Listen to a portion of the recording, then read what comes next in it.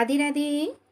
दोस्तों, आज बात करते हैं माता दुर्गा से जुड़े हुए कुछ फैक्ट। माँ दुर्गा की मूर्ति जब बनाई जाती है, कहा जाता है कि जो मूर्ति की मिट्टी है उसके लिए तवाइफ के आंगन की मिट्टी होना बहुत ज़रूरी माना जाता है।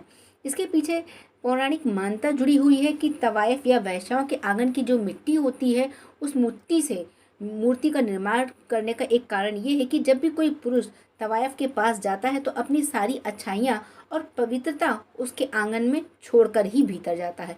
इसलिए तवाइफ के आंगन की मिट्टी को पवित्र माना जाता है। दूसरी बात बता दें कि नवरात्रि में जवारे क्यों बोए जाते हैं। आपने अक्सर देखा होगा कि हर घर में जवारे बोए जाते हैं।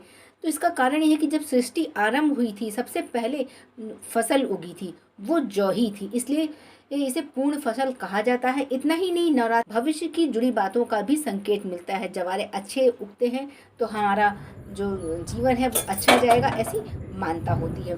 दूसरी बात नवरात्र की है, ये है कि कन्याओं का पूजन क्यों होता है, क्यों ज़रूरी होता है। और नवरात्र में आपने देखा होगा कि 9 कन्याओं की पूजा की जाती है, जिनकी आयु 2 से 10 वर्ष के बीच होती है। पूजन करना छोटी कन्याओं को देवी का रूप माना जाता है और शास्त्रों में हर आयु की कन्या के महत्व के बारे में अलग अलग बताया गया है। तो ये कुछ है माता दुर्गा से जुड़े हुए फैक्ट। उम्मीद करते हैं आपको पसंद आएंगे, और पसंद आए तो कमेंट सेक्शन में जय माता दी ज़रूर लिखना।